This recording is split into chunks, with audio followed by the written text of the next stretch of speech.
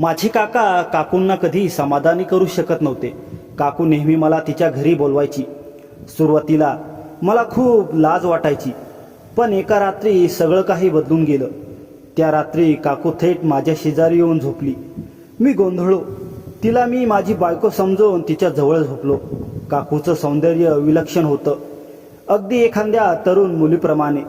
ती रात्र उन्हाळ्याच्या सुगंधी वाऱ्यासारखी होती. काकू माझ्या शेजारी येऊन झोपल्या तेव्हा त्यांच्या केसातला चंदनाचा वास आणि हलका उष्ण श्वास माझ्या गालावर पडत होता. प्रथम मी घाबरलो, पण त्यांच्या डोळ्यात एक विलक्षण दुःख आणि एकटेपणा होता.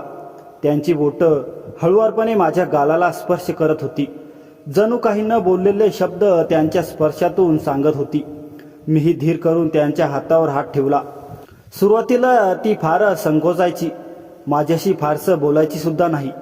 मीही तिच्याशी नजर न मिळवता माझ्या कामापुरताच मर्यादित राहायचो. माझं नाव अंकित आहे. मी गावात एक साधा मुलगा होतो. 10वीपर्यंत शिक्षण झालं होतं. गावात कुठेही नोकरी मिळत नव्हती.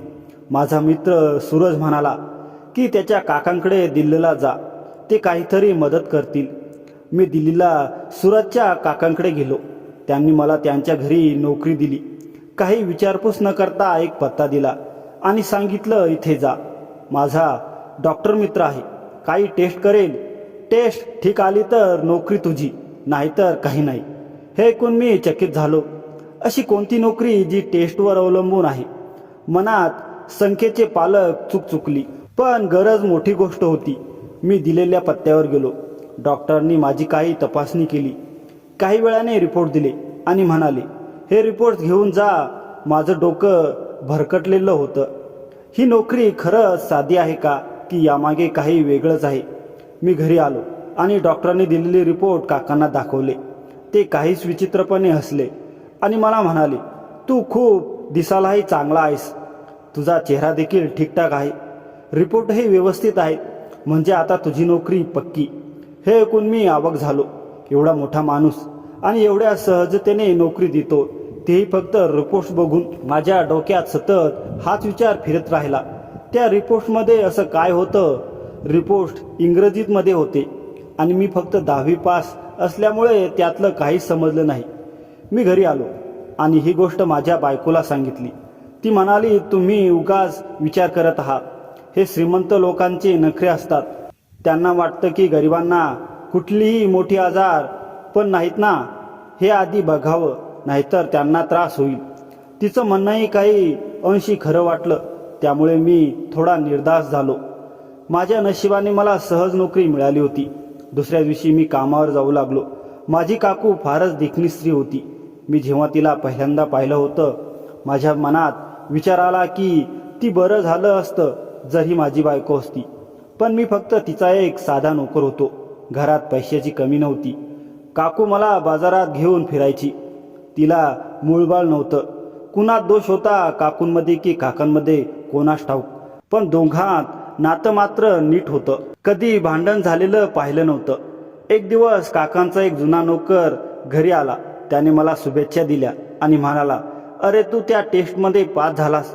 पण लक्षात ठेव, हे मालक म्हणजे ज्यांना तू काका म्हणतोस फार लवकर नोकर बदलतात. हे ऐकून मी हादरलो.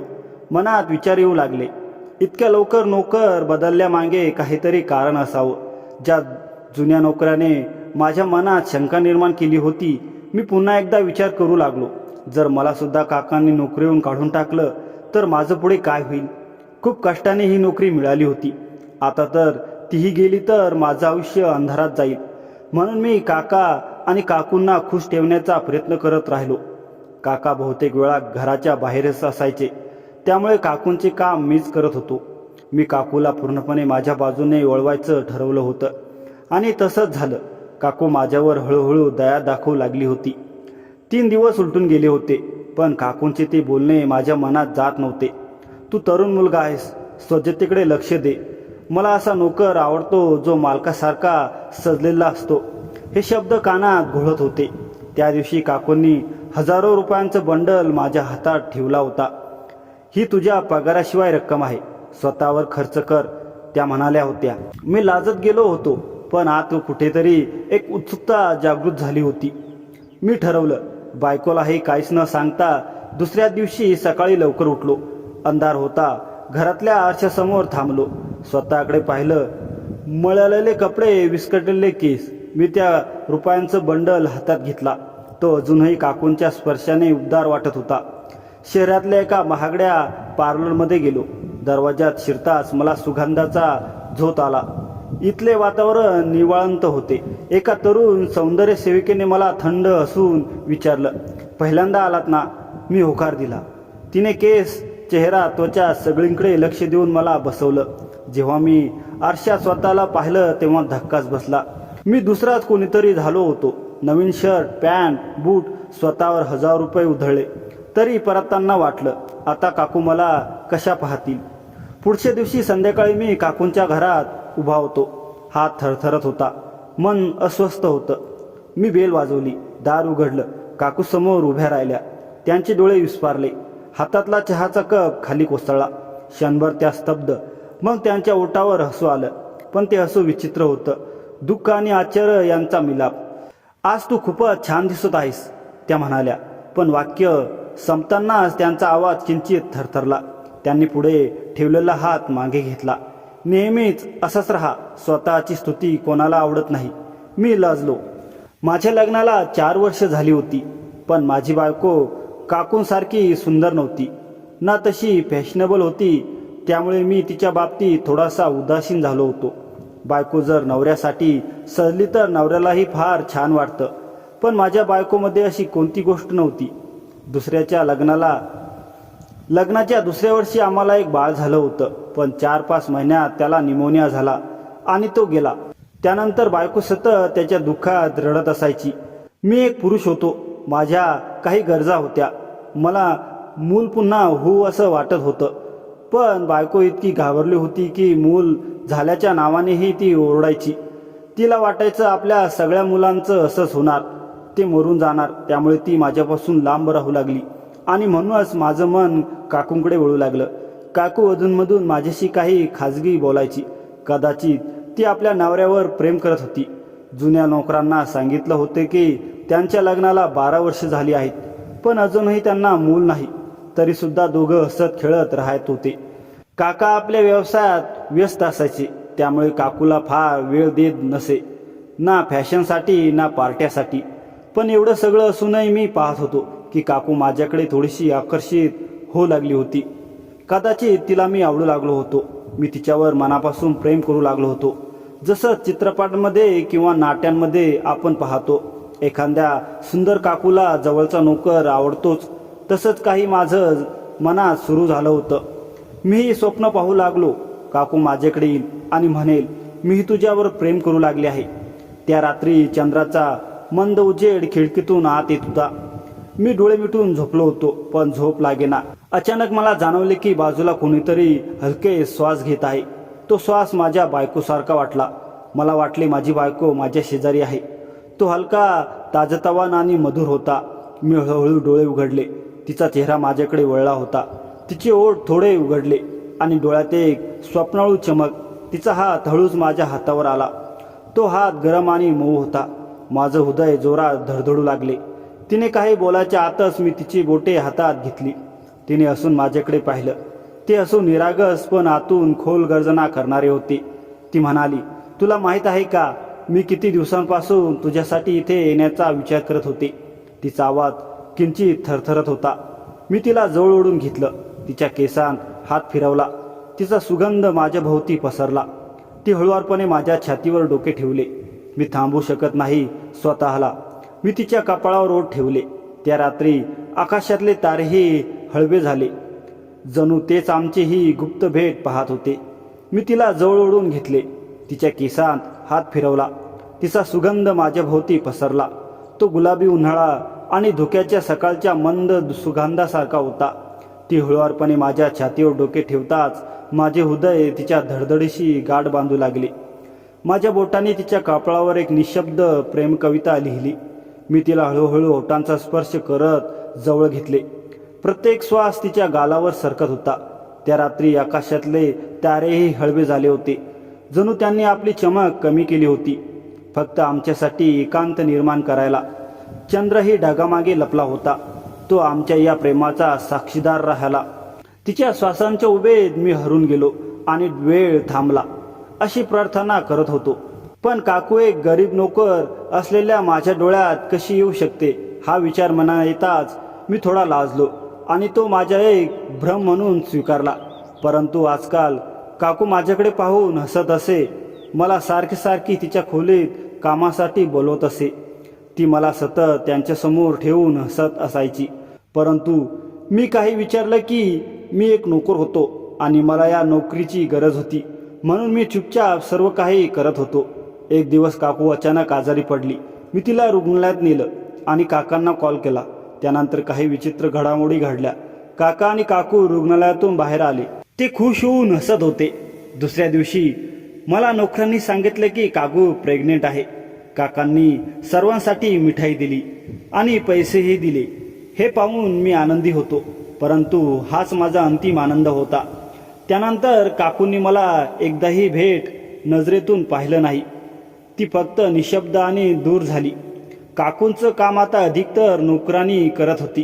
काकूंनी बाहेर जाणं कमी केलं आणि त्यामुळे आमचा संवाद तुटला. काही दिवस मी काकूंना विचारू इच्छित होतो, कारण मला तिला पाहायची सवय लागली होती. मी काकूंना खूप विचारायला लागलो होतो. कदाचित मी तिला प्रेम करत होतो, पण मी एक नोकर होतो आणि मला नोकरी करावीच लागली. त्यामुळे मी माझ्या कामावर लक्ष केंद्रित केलं. काही वेळाने तो दिवस आला ज्या दिवशी काकूंना एक मुलाला जन्म द्यायचा होता. पण काका आधीप्रमाणे आनंदी नव्हते. ते चिंताग्रस्त आणि अस्वस्थ दिसत होते. मला समजत नव्हतं की काकांना मुलाच्या जन्माचा आनंद का होत नाही. मी ज्या दिवशी माझं पहिलं बाळ पाहिलं त्या दिवशी मी आकाशात तरंगत होतो, पण काका प्रत्येक वेळात चिंतित होते. एका रात्री काका मला आपल्या खोलीत बोलावून म्हणाले, ही पोटली तुझ्याजवळ ठेव. आज रात्री माझी बायको मुलाला जन्म देईल आणि तू तिच्या जागी ही पोटली ठेव आणि त्या बाळाला चोरून उचलून घेऊन जा. दूर कुठेतरी नदीत फेकून दे. मी काकांना कधीच कोणतेही प्रश्न विचारले नव्हते, म्हणून आजही मी काकांना हे विचारले नाही की तुम्ही ज्या मुलासाठी 12 वर्षे वाट पाहिली त्याला का मारू इच्छिता. मी त्यांच्या आज्ञेला मान देऊन मान हलवली. परंतु मी वारंवार हाच विचार करत होतो की काका आपल्याच मुलाला का मारू इच्छित आहे. माझं हृदय सहन करत नव्हतं की मी कोणत्याही लहान जीवाला त्याचा हक्क कसा काढून शकतो. मी अगदी तणावात होतो. मला काय करावं सुचत नव्हतं. रात्री काकूंनी एका मुलीला जन्म दिला. काका घरीच होते, म्हणून ते काकूंना रुग्णालयातून घरी परत घेऊन आले आणि मला सांगितले की तू जसं सांगितलं तसं कर. काकूंनी बाळाला जन्म दिला. त्यानंतर मी शांतपणे त्यांच्या खोलीत गेलो. काकूंचे डोळे बंद होते. मी तिला बारकाईने पाहिलं. अजूनही काकू सुंदर होती. तिचा सुंदर चेहरा पाहून माझं मन करू लागलं की काकूंच्या चेहऱ्याला हाताने स्पर्श करावा. पण मला आपली अवकात आठवली. मी एक नोकर होतो आणि मला काकांच्या सांगण्यावर कार्य करावं लागत होतं, कारण त्यांनी मला हे काम केल्याचे पैसे दिले होते. मी शांतपणे काकूच्या जवळ जाऊन काकांनी दिलेल्या पोटीला ठेवून बाळ उचललं. पण काकू जागी झाली आणि मला पाहून हसली, अगदी त्याचप्रमाणे जसं मी तिला मला आधी हसून पाहायची. मी बाळ उचलून माझ्या बाहूंमध्ये लपवून घेतलं. काकूने बाळाला माझ्या बाहूत पाहिलं आणि म्हणाली, तुला त्याला मारायचं आहे का. मी शांत राहिलो.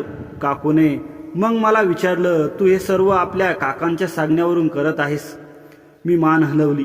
काकूने माझ्याकडे पाहिलं आणि म्हणाली, हा माणूस अत्यंत क्रूर आहे आणि त्याच्या सांगण्यावर मी तुझ्या बेडवर गेले होते, पण आता तो त्याचं मन वळवतो आहे. त्याला आता या बाळाची गरज नाही. तिचा आवाज ऐकून मी थोडा घाबरलो. माझ्या बेडवर आणि तुम्ही हे कसं काय सांगत आहात. काकू म्हणाली, तुझ्या काकांनी या बाळाला मारायचं आहे कारण त्याचं ते बाळ नाही. परंतु तू का मारू इच्छित आहे. तूच तर त्या बाळाचा खरा बाप आहेस. हे ऐकून मी अगदी सुन्न झालो. मी एक साधा नोकर या बाळाचा बाप कसा होऊ शकतो. मी काकूला म्हणालो, तुम्ही खोटं बोलत आहात. तुम्हाला तुमच्या बाळाला वाचवायचं आहे, म्हणून तुम्ही मला या बाळाचा बाप ठरवत आहात, जेणेकरून मी त्याला जिवंत ठेवू. मी एक साधा नोकर आहे. मी तर तुम्हाला कधीच स्पर्श केला नाही. हे ऐकून काकू हसत हसत म्हणाल्या आणि त्या म्हणाल्या, हे बाळ फेकू नकोस, कारण या बाळाचा बाप तुझा काका नाही तर तू आहेस. कारण तू मला कधी स्पर्श केला नाही, पण मी कधीतरी रात्र तुझ्या खोलीत तुझ्या बायकोच्या स्वरूपात राहिले होते. हे ऐकून मी गोंधळलो. हे काय घडतंय, मी विचारलं. हे सर्व माझ्या स्वप्नात होतं का? माझ्या मनात प्रश्न तर होताच, पण काही वेळेस मला विश्वास ठेवायचा पर्याय नव्हता. मी काकांचं वागणं आणि काकूंच्या वागण्याकडे लक्ष देत होतो. आता याचं उत्तर देणं कठीण होतं. माझं मनात अनेक प्रश्न होते. काकू इतकी सुंदर असून देखील काकांनी तिला आपल्या जाळ्यात अडकवलं, हे विचारायचा प्रयत्न केला. काकू म्हणाली, हो मी सुंदर होते, पण एक गरीब घरात जन्मले होते. मी तुमच्या काकांची नातळी होते आणि मी पैसे कमावण्यासाठी शहरात आले होते. इथेच तुझ्या काकांशी माझी भेट झाली होती आणि मला अमीर होण्याची इच्छा होती. जेव्हा तुझ्या काकांनी मला विवाह प्रस्ताव दिला, मी लगेच होकार दिला, कारण मला लवकरच अमीर व्हायचं होतं आणि माझ्या आईबापांनाही लगेच मान्यता दिली. तुझ्या काकांनी लग्नानंतर माझी इच्छा पूर्ण झाली, पण काही वेळाने मला हे समजलं की तुझ्या काकांमध्ये बाळ जन्मण्याची क्षमता नाही. त्याने माझ्या सांगण्यावरून इलाज केले, पण कोणताही डॉक्टर त्याला हवा असलेला आनंद देऊ शकला नाही. मला आई होण्याची इच्छा होती. काकू थोडं शांत होऊन म्हणाली, तुझ्या काकाने एक योजना बनवली. त्याला संपत्तीच्या वारसाची आवश्यकता होती. त्यासाठी तो काही करू शकत होता. तो तेव्हा आपल्या नोकराला वापरून एक भयंकर योजना तयार करत होता. म्हणूनच तो प्रत्येक वेळेस नवा नोकर ठेवण्याची त्याची टेस्ट घेत होता. हे त्याला कळालं की तो बाप होऊ शकत नाही. त्या ऐतिहासिक योजनेसाठी तुझ्या काकाने अनेक नोकर ठेवली, पण त्याला त्यातला एकही पसंत आला नाही. जो एकटा मला योग्य वाटला तो फेब्रुवारीमध्ये आणला होता. त्या टेस्टमध्ये तू पास झाला होता, म्हणून तुला नोकर म्हणून ठेवण्यात आलं. काकू हसली आणि पुढे म्हणाली, तू कुठल्या वेळेस आला हे तुला जाणवायला नको होतं. तू तुझ्या पत्नीच्या नशिबानुसार नव्हे तर माझ्यासोबत होता. काका काकूला रात्रीच्या अंधारात माझ्या खोलीत पाठवायचा आणि स्वतः माझ्या बायकोला बेशुद्ध करून दुसऱ्या खोलीत लपवायचा आणि घराचा पहारा देऊन कोणालाही कळू देणार नाही असं करायचा. जोपर्यंत मी गर्भवती होत नाही तोपर्यंत तुझ्यासाठी पाठवत राहायचा आणि कुणालाही कळलं नाही. म्हणून सकाळी हळूच मला परत खोलीत घेऊन जात असायचा. काही आठवड्यांनी तो त्याच्या योजनेत यशस्वी झाला. कारण डॉक्टरांनी चेकअप नंतर सांगितलं की मी आई होणार आहे आणि तो सगळ्यांना आनंद सांगत होता की तो लवकरच बाप होणार आहे. काकूंची ही गोष्ट ऐकून मी आश्चर्यचकित झालो होतो. कसं एखादा माणूस आपली एक बायको एका नोकराकडे पाठवू शकतो? असं एखादा माणूस इतका नीच होऊ शकतो? पण मी काकूला किंवा काकांना हे प्रश्न विचारू शकत नव्हतो, कारण ते दोघे मला पैसे देऊन त्यांच्या खेळण्यात सामील करत होते. हा सर्व विचार करून मला अस्वस्थ वाटत होते. पण काकू आपल्या गोष्टीत मग्न होती आणि ती मला समजून घेत नव्हती. काकूने सांगितलं, तुझ्या काकांचा सगळा प्लॅन तेव्हाच फसला जेव्हा त्याला वारस मिळाला, पण त्याच्या व्यवसायाला ठेच लागली. त्याला ज्या पैशांसाठी वारस हवा होता तोच मित्र दुसऱ्या देशात पळून गेला आणि आता त्याच्याकडे पैसे नाहीत आणि व्यवसायही बंद आहे. आता त्याला हे बाळ नको आहे. हे ऐकून मी ओरडलो. काकू स्वतःशीच म्हणू लागली, मी तुमची बायको आहे, नोकरानी नाही. मी तुमच्या इशाऱ्यांवर नाचणार नाही. तुमचं काय? आधी तुम्ही मला नोकरांच्या पासून बाळ मिळवायला लावलं. आता तुम्ही म्हणतात की तुम्हाला हे बाळ नको आहे. पण लक्षात ठेवा, मी तुम्हाला घटस्फोट देईल, पण या बाळाला मारणार नाही. काकू खूप शांत झाली आणि मी उठून बाळ पुन्हा काकूंकडे ठेवलं. मला याबद्दल काही माहिती नव्हती. जर मी समजलं असतं तर मी असं केलं नसतं. हे बाळ माझं नाही असं नाही, पण मला दुसऱ्या कोणाच्या बाळाला देखील नदीत फेकायचं नाही.